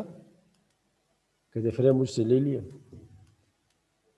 اور کہنے لگا صبح 8 آپ صبح جو ہے آ سکتے ہیں اس جگہ پر، ابھی اگر 9 تو میرے ساتھ چلو، اگر صبح چونکہ جگہ ذرا دور ہے لہذا اگر جو ہے آپ صبح یہاں دکان پہ آئے تو آپ کے لیے نیا فریم میں لے آؤں گا، ہم اس بارے میں سوچیں گے کہ یہ فریم کیوں خراب ہوا ہے. تو کہتے میں نے اس سے کہا ٹھیک ہے میں کل آ جاؤں اس دکان پہ. تو کہتے کل میں وہاں گیا تو بالکل ٹائم پر وہ آدمی آیا تھا، اور نیا فریم اور چشمے تھے. کہتے یہ لے لو، اور معذرت کر لی کہ ہمیں بہت افسوس ہے، ہم اس پہ ریسرچ کریں گے، تحقیق کریں گے کہ ہمارا فریم کیوں خراب ہوا. تو کہتے میں نے اس دکاندار سے کہا کہ بھائی آپ کو کیا فائدہ ہوا اس سے کہ آپ نے اتنی بڑی محنت کی ہو میرے لیے فریم کو صحیح کر کے. اس نے کہا کیوں میرے لیے محنت کیا نہیں ہو، فائدہ نہ ہو. یہی فریم کل مجھ سے بھی کوئی خرید سکتا ہے. اگر اس کے ساتھ ایک ایسے آ جائے تو میرا دکان ہو، میرے اس کا جو ہے وہ کیا کریکٹر پہ آزاد آئے گا نہیں آئے گا کہ غلط چیز بیچ رہا ہے.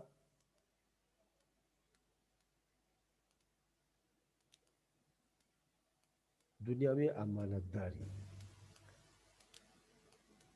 ہم امانت دار ہیں. کوئی بھی ہمارا مولوی کوئی اس بات پر بات کرتا ہے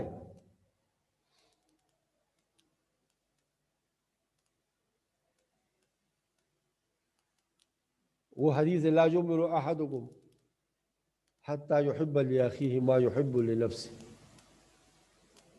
تو یحب لاخیہ ما یحب لنفسہ یہ فرض ہے کہ نہیں؟ ما تحب لنفسک احبہ لاخیک یہ فرض ہے. لیکن کیا ہمیں معلوم ہے کہ یہ فرض ہے، یا ہمیں کوئی بتاتا ہے کہ یہ فرض ہے؟ ہمیں تو اتنا ہی بتایا جاتا ہے نا کہ سر پہ ٹوپی رکھ.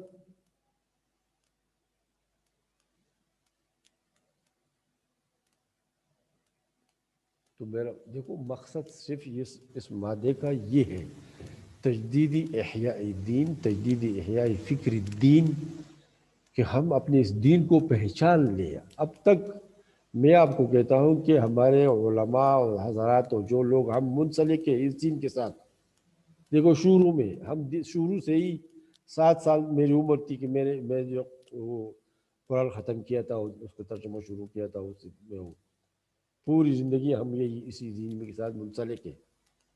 اور اس کے بارے میں اب تک ہم اس دین کے اس کو صحیح طریقے سے اب تک اس کو نہ سمجھ سکے اور نہ سمجھنے کی کوشش کرتے اور نہ ہمیں کوئی سمجھانے کی کوشش کرتے.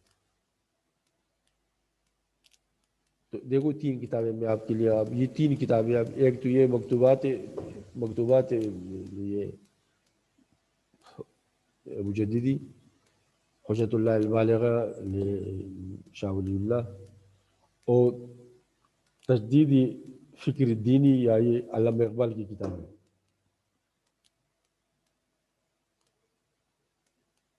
اور جو اپنا کتاب ہے چھوٹا سا کتاب وہ تو وہ ہے، یہ آپ جو ہے لے کر، یہ کتابوں بھی ملتے ہیں، لائبریریوں سے بھی آپ لے سکتے ہیں.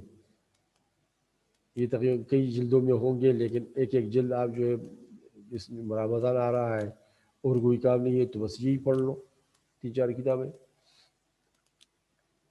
تاکہ ہم سمجھ سکے اس مادے کو، تجدید کو، اس فکر کو سمجھ سکے. یہ بات میں آپ سے کر رہا ہوں. دیکھو اب یہ کہتے ہیں ہمیں جو ہے کیا ہے، یعنی تجدید جو ہے اس کی ضرورت ہے فکر میں اور فقہ میں. لیکن کیوں؟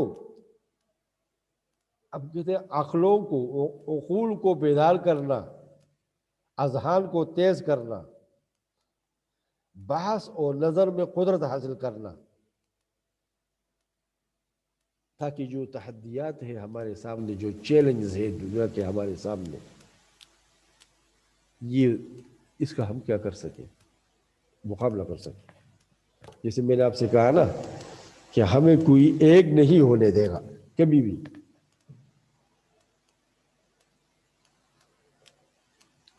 جب خلافت ختم ہو گئی نا، وہی برائے نام خلافت تھی لیکن تھی تو تھی. اس وقت دیکھو روس میں بادشاہت تھی، تو روس کا بادشاہ، فرانس کا، جس کو ہم آسٹریا کہتے ہیں، آسٹریا آج کل، ایک تو اسٹریلیا ہے نا جو ادھر ہے، ایک آسٹریا ہے جو یورپ میں ہے، ویانا جس کا دارالخلافہ ہے، یہاں کا بادشاہ. یہ 4-5 بادشاہ جمع ہو کر ان کی یہ جو ہے 1900 اس کی بات ہے، غالباً 20-23 کی بات ہے، 24-25 کی، یہ جمع ہو کر انہوں نے کیا تھا کہ آئندہ خلافت کو قائم نہیں رہنے دینا.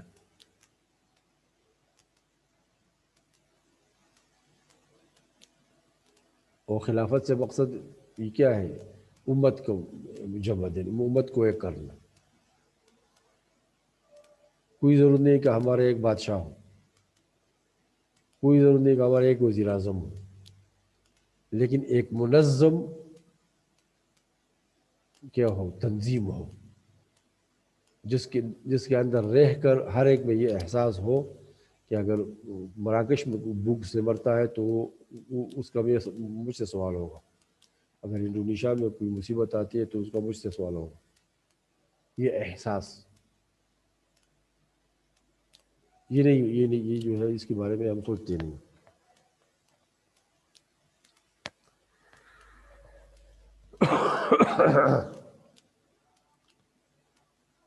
اب کہتے ہیں یہاں ذرا ذہن میں بات رکھیں،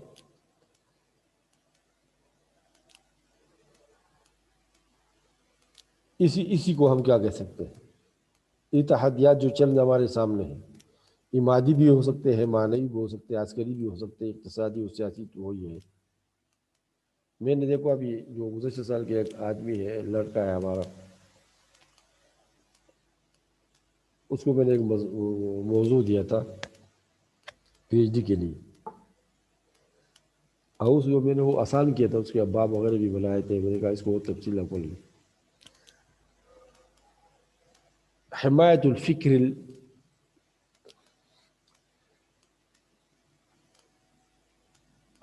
الفکر المعنوی، حمایت الفکر، اس پہ ابھی چند دن پہلے اسے پوچھا کہ آپ نے اس پہ خاکہ بنا کر بنایا ہے؟ اس نے کہا نہیں سر، میں نے تو اس کو دوبارہ پڑھا ہی نہیں ہے، میں تو گھر بنانے میں مشغول ہوں. اب میں نے وہ موضوع تقریباً کئی سال پہلے کسی جگہ سے نقل کیا تھا، کسی جگہ سے کوئی پڑھ کر پھر اس سے بنایا تھا. اب ایک ایسے شخص کو میں نے دیا ہے جس کو کوئی قدر ہی نہیں ہے اس کو.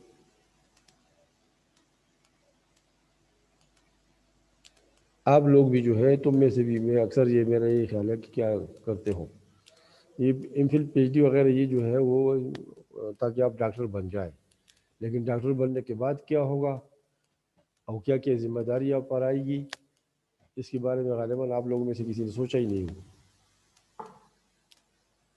ڈاکٹر تو بن جاؤ، لیکن آپ کی اس میں کیا ذمہ داری کیا ہوگی آگے، اس کے بارے میں آپ جو ہے دیکھو. یہ تجدید، یہ کہو یہ تحدیات، یہ چیلنج جو ہمارے سامنے ہے، یہ سب سے پہلے پیغمبر صلی اللہ علیہ وسلم کے زمانے سے شروع ہوئی تھی.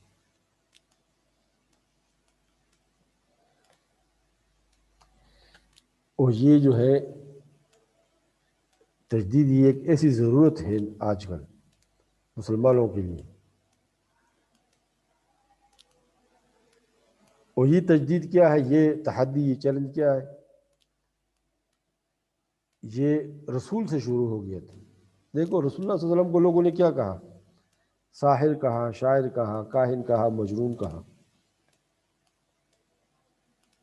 قرآن نے سب کو رد کر دیا، اس کا جواب دیا.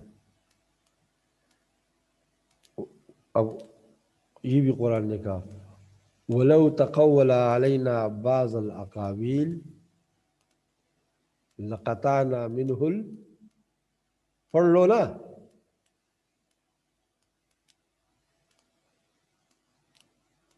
آواز نہیں آ رہی؟ راضی سر، آواز راضی. وہ جواب رکھوائی کہ نہیں؟ وَلَوْ تَقَوَّلَ عَلَيْنَا بَعْضَ الْأَقَاوِيلِ لَقَطَعْنَا مِنْهُ لأخذنا منه الوتين. سر مونږ هغه بند کړی مې کو نه بیا आवाज درځي نو هغه وجه نه مونږ لګ دغه. تو مطلب یہ ہے کہ دیکھو، یعنی قرآن نے انہو تنزیل من رب العالمین، اور ساتھ ساتھ ایک لا یاتیہ الباطل من بین یدیہ ولا من خلفہ، تنزیل من حکیم حمید. اب دیکھو یہ ذرا ایک ایک آیات تو پڑھ لو نا. تنزیل من حکیم حمید. عربی کاش عربی جانتے یا عربی سمجھتے یا عربی ذوق رکھتے تو یہی آیات کافی ہے کس کے لیے؟ تمام دنیا کے لیے.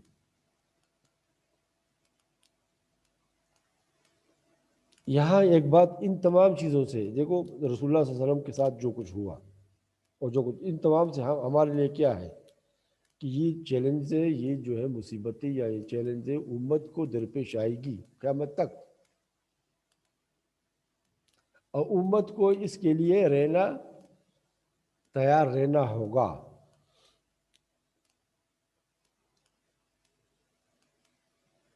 آج کل ہم دیکھتے ہیں، دیکھو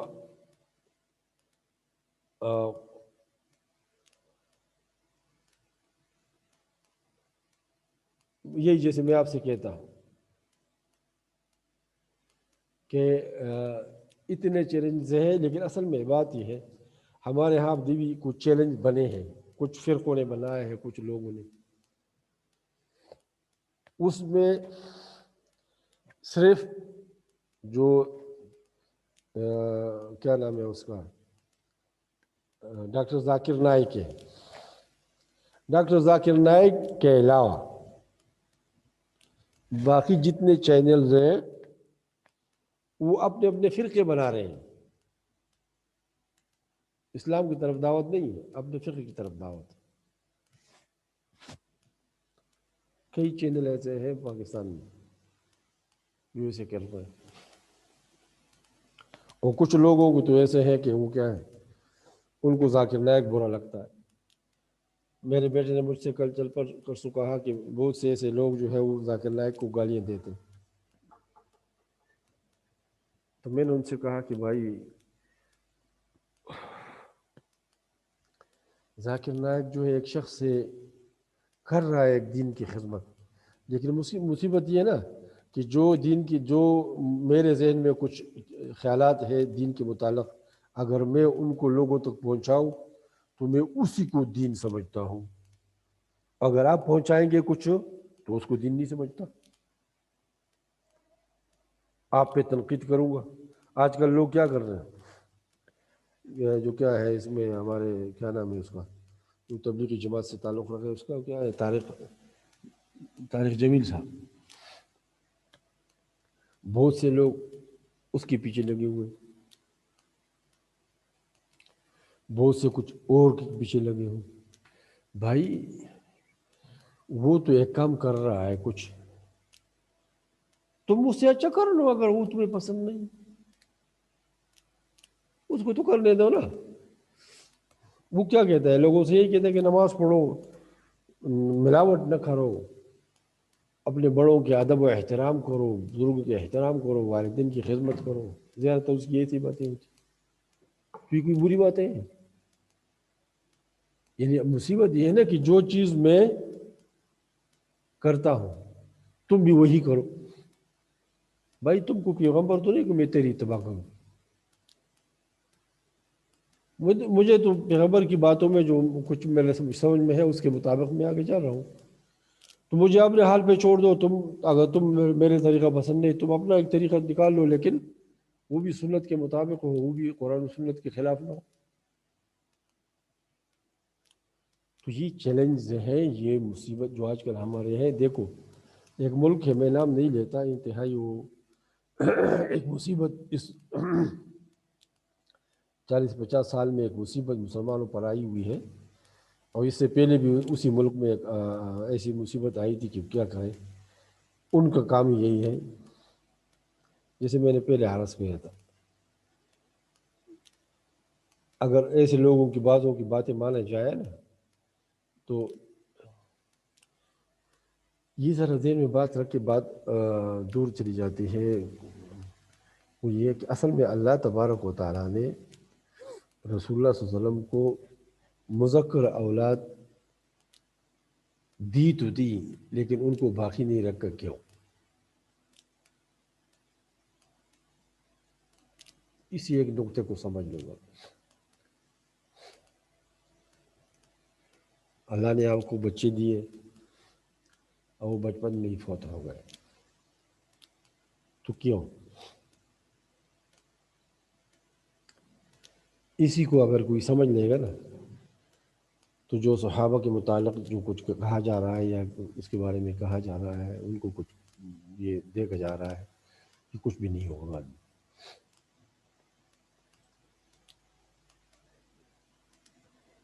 وہ کہتے ہیں اس کے ذہن کے لیے ایک اشارہ کافی ہے۔ تو میں آپ سے یہ کہہ رہا ہوں کہ دیکھو اسلام کے خلاف یہ آیاتیں میں کچھ چند آیات آپ کے سامنے پڑھتا ہوں، یہ ہمیشہ رہیں گے۔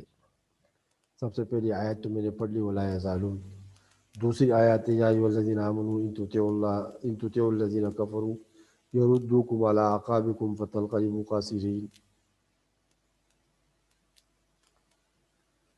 اب دیکھو یہاں ہی کہتے ہیں کچھ لوگ ایسے مقالات لکھتے ہیں اخبارات وغیرہ میں، اور تب یہ کہتے ہیں ہمارے ہاں بھی یہی ہے نا کہ جب تک ہم وہ راستوں کو اختیار نہیں کریں گے جو یورپ اور امریکہ نے کیا ہے تو ہم یہی بیکار رہیں گے، یہی پیچھے رہیں گے۔ حالانکہ وہ لوگ جو آگے ہوئے وہ علم کے ذریعے ہوئے۔ ہمارے ہاں علم کے ادارے کم بنتے ہیں۔ دیکھو علم جو ہے وہ علم کا چھرانا بھی جائز ہے،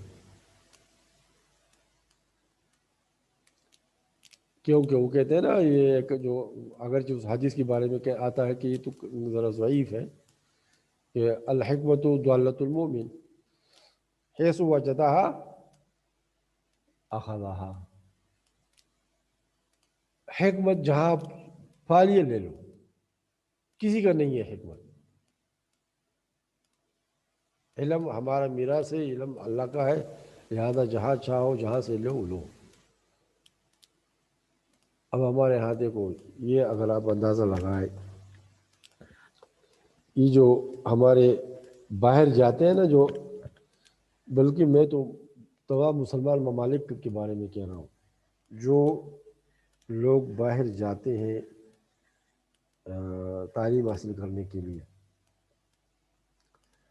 اگر اس میں اندازہ آپ لگا دیں نا تو 99% جاتے ہیں، وہاں کیا سیکھتے ہیں؟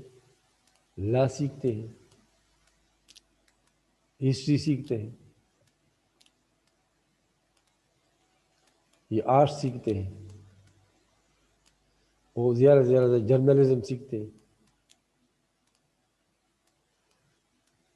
سنیما وغیرہ، فلم کیسے بنایا جاتا ہے، یہ وغیرہ چیزیں۔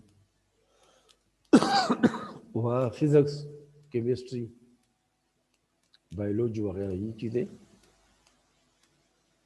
صنعت کاری نہیں، یہ اس میں داخلے بھی نہیں ملتے ہمیں۔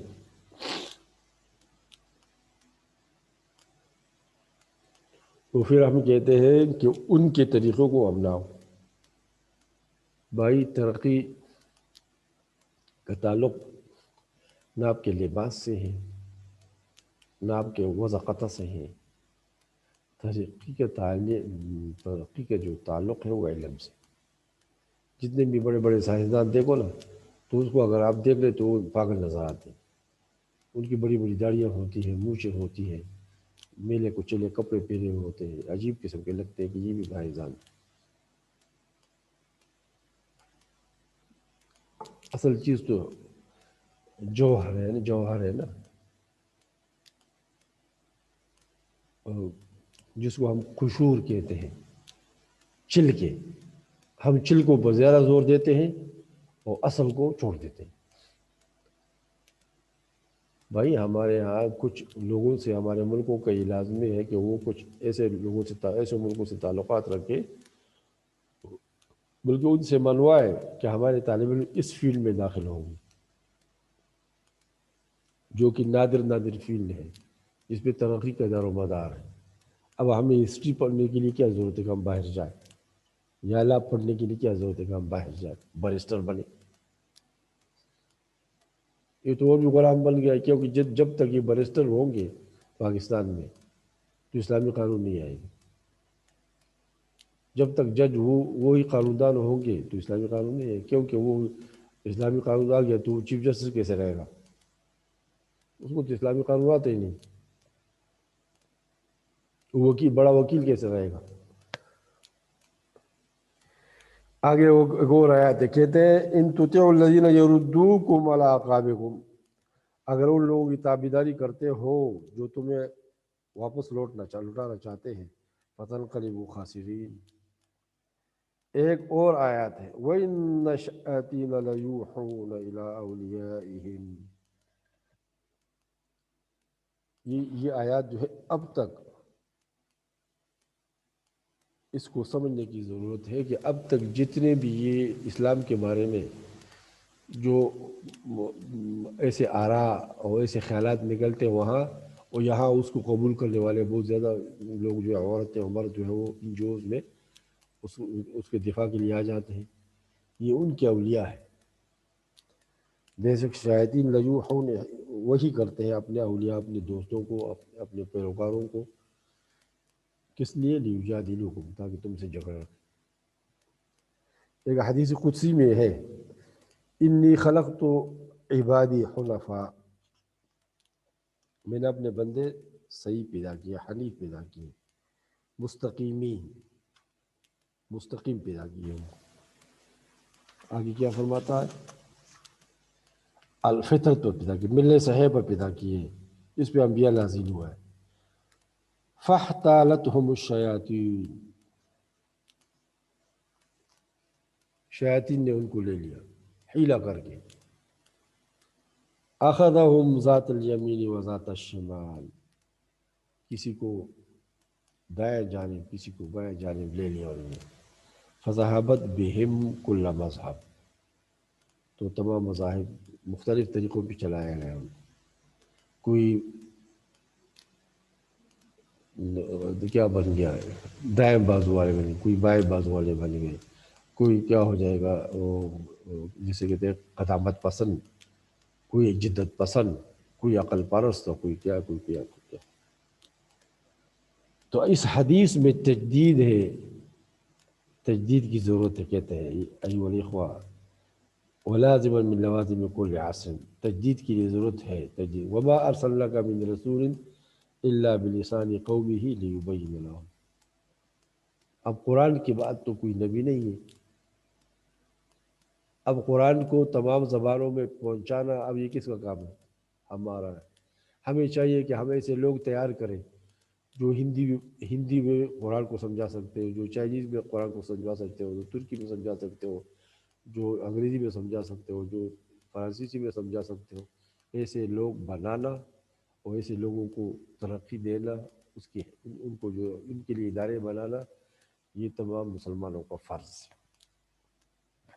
تبھی آئے گا ہمارے جو ہے کیا اس میں۔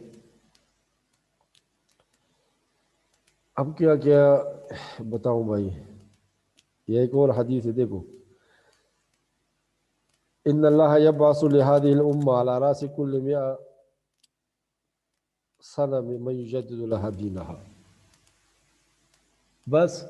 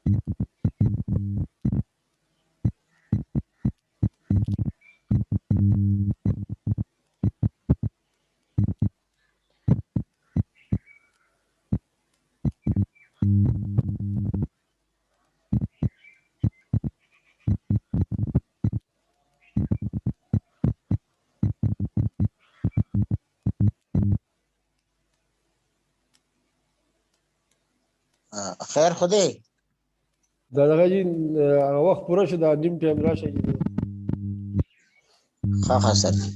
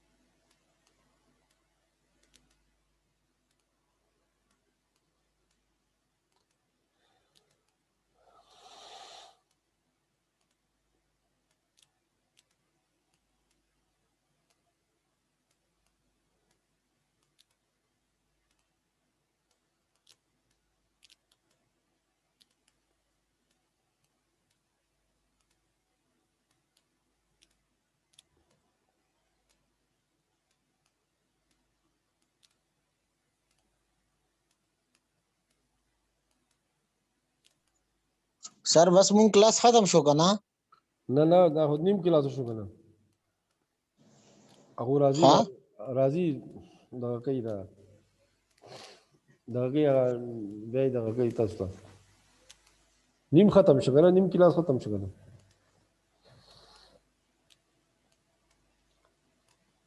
دغه اوس راځي.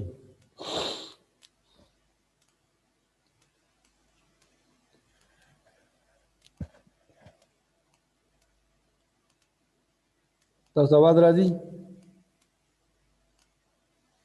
جی آواز راځي. بیا به وایي ګورم زه خو باره تاسو آواز راشه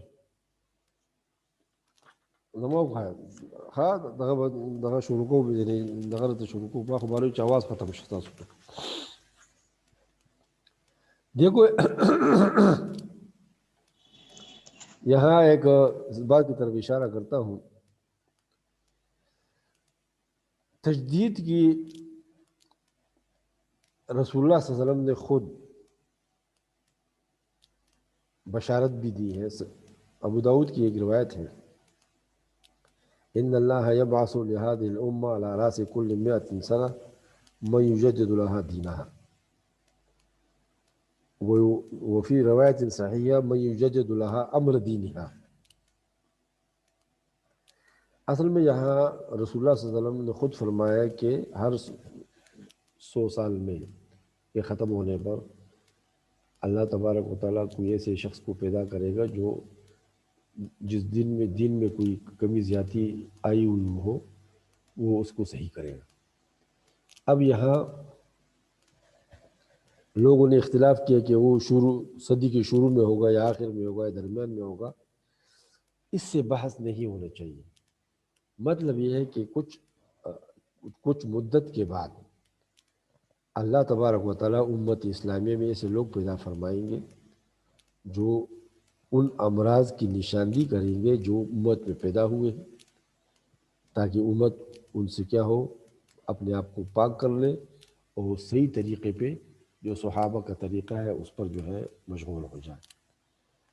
اب یہاں یہ بھی ہے دیکھو یہ بھی نہیں ہے کہ یہ جو من ہے نا اس کا مطلب یہ نہیں کہ ایک آدمی ہوگا. من میں عمومیت ہے. ہو سکتا ہے کہ ایک ہی وقت میں کئی لوگ اچھے لوگ ہوں اور یہ بھی ہو سکتا ہے کہ ایک علاقے میں ایک ہو دوسرے علاقے میں دوسرا ہو تیسرے علاقے میں تیسرا ہو. ایسے لوگ پیدا ہوں گے جو اللہ تبارک و تعالیٰ کے اس دین کی حفاظت کے لیے یہ بیڑا اٹھائیں گے اور لوگوں کو اللہ کے وہ سچا دین جو اس میں ہے یہ کیا کریں گے بتائیں گے.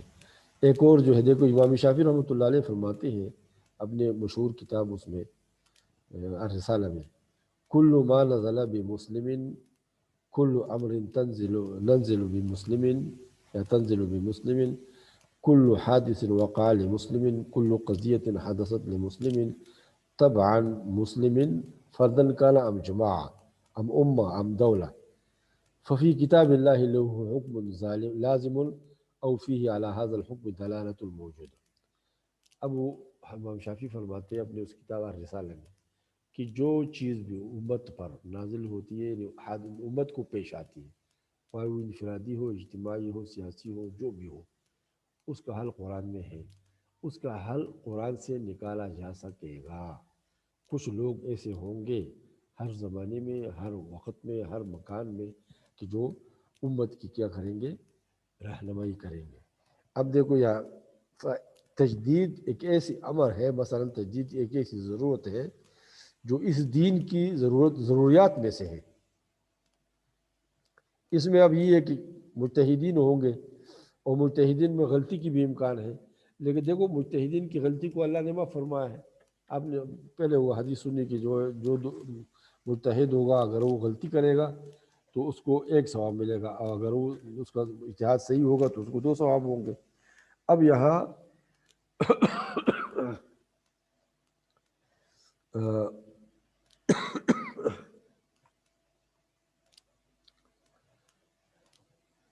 لیکن دیکھو ذرا، اس میں یہ ہے کہ ہماری جو تجدید ہے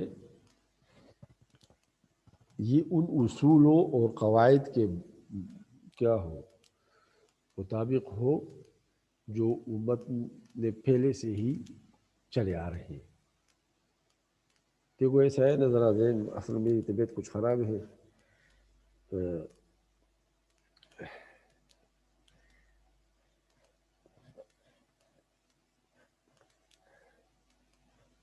زیادہ باتیں کر نہیں سکتا۔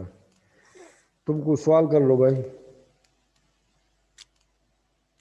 آواز آ رہی ہے نا؟ یس سر، آ رہی ہے۔ وہ کوئی سوال کر لو، کس سے کہو سوال کر لے، طبیعت میری آج کچھ خراب۔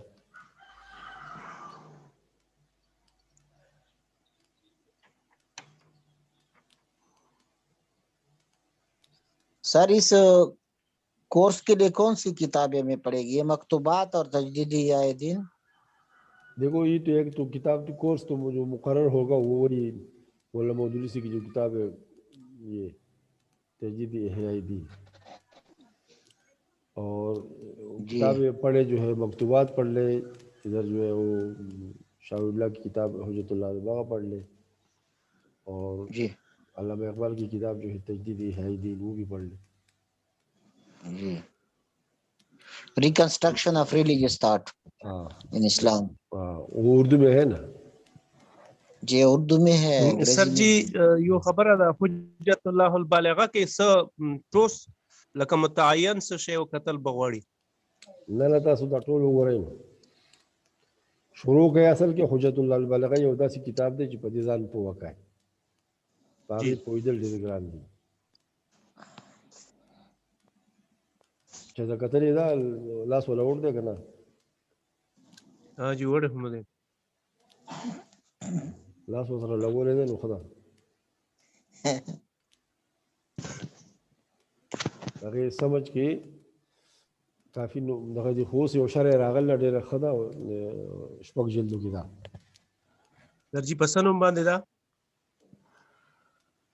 یاره نوم یې خو لاله اوس د ذهن نبوت مسره ده، خو شرح ده د یو عالم لیکل ده، 6 جلدو کې ده.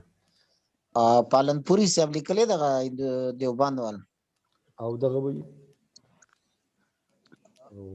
او عامه دستیاب دی. او او دا جی د امریکې یو پروفیسره ده سر جی، جی جی مسلمانه شوې ده، هغه انګریزي کې ترجمه هم کړې ده، ها ها ها، کنکلوزیو آرګومنټ فرام ګاډ، او ډېر لوی خواري یې پکړې ده. دا کتابونه ګورئ دي، د ګورو څه دی.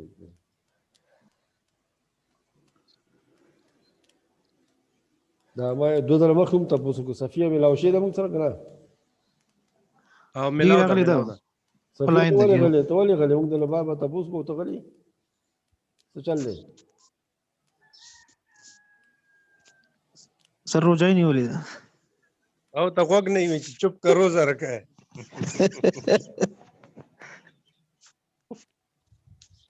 دیکھو تمہارا رزلٹ کیسا ہے؟ رزلٹ اچھا رہا؟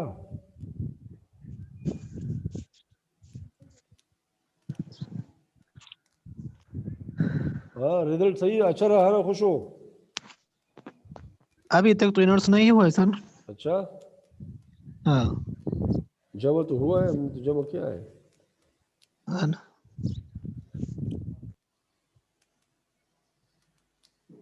لیکن محنت کرو, اصل میں اب کی جو ہے اس میں بڑی کمزوری آتی ہے. اچھا ٹھیک ہے جی. اس سے معلوم ہوتا ہے کہ تم کچھ محنت نہیں کرتے ہو.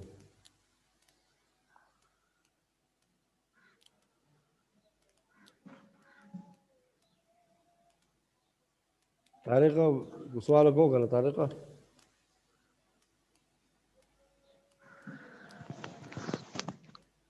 داسې معلومیږي سره چې تاریخ خود شوی دی اجل. ہاں ہاں ہاں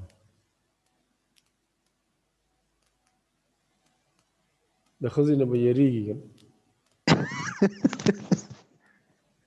کېدای شي سر کار مارول کېږي نو ټیم دی د کار.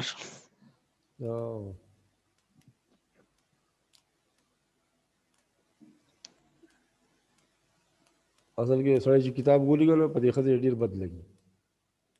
او کله چې راته ناست یم نه یو خو ناست دی که نه, یو وایي ټولې توجه یې دغه ته ده.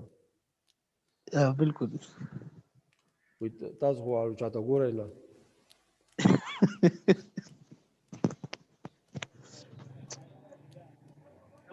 سر دې وخت کې ستاسو مخاطبین دواړه دي چې ها ها سر جی غشر نام هغه د رحمت الله الواسع رحمت الله الواسع مولانا سعید احمد پالنپوری. دغه دا ډېره ښه شعره ده. دا ګورئ شاه ولی الله په دغه باندې مزاج پوهېده, دا سړی پوه دی. خو اصل کې اوس خو مخکې روژه راغله که نه, روژه کې مونږ خو دغه نه کوو. روژه کې زمونږ د صفیې دي دغو ډیوټي زیاته شي. جی بالکل. دا خو ګوره 2-3 بجې ته یا 2 بجې کې دغه ته ننوځي کچن ته, سحري دپاره دغه لپاره څه ورته وایي افطاري لپاره تیاری دی, بیا د دغه لپاره تیاری دی, بیا پکې میلمانه هم ډېر شي, واړه ډېر شي. اوس دغه دي نو دا زنانو باره کې دا دغه ده. بالکل جی ڈشز هم زیات وي. بالکل جی. دو سره لگ تاسو جی نمبروں کی گزارا کوي خیر دی. نه موږ ټول سره کوو. او جی دا چې کوم د دفتر ول کسان یو کار ډیر هغه سره هم گزارا سر کوي. ها دفتر والا تاسو ډیر کار کوي. او چې څوک را دي وي سبا راشه, سبا راشه کار نه ني. او ګوره ټول دا اکثر داسې دغه کوي دغه چې سرکاري ملازمین.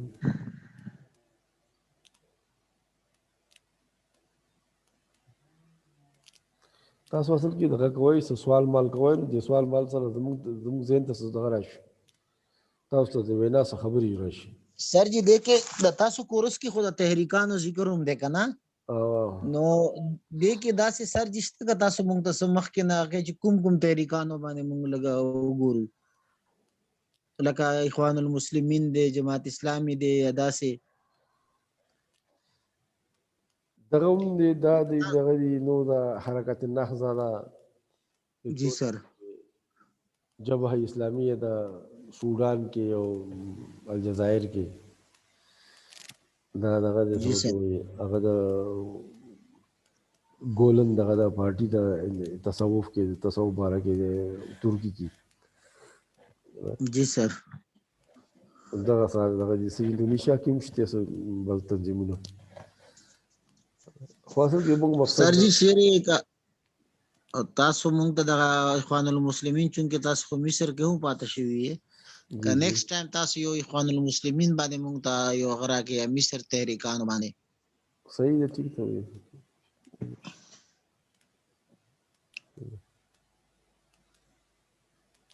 تاسو چې هلته وایي سر جي, نو هغې څنګه حالات و د پابندیانې وې په پابندیانې وې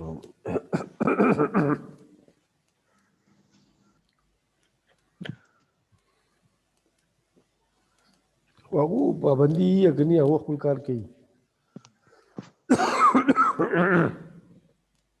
اصل کې هغه ډېر منظم جومات دی, خو دې سړي ورته ډېر نقصان ورساو. د مړه کړل اوس هم 60-70 هزار کسان دغه کې دي, جیل کې دي.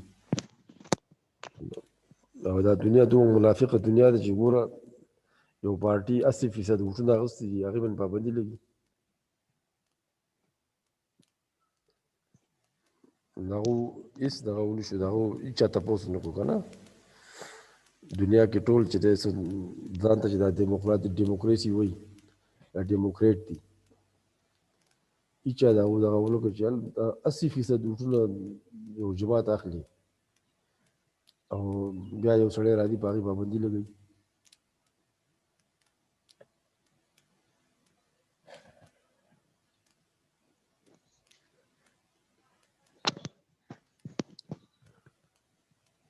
ځای نو ښه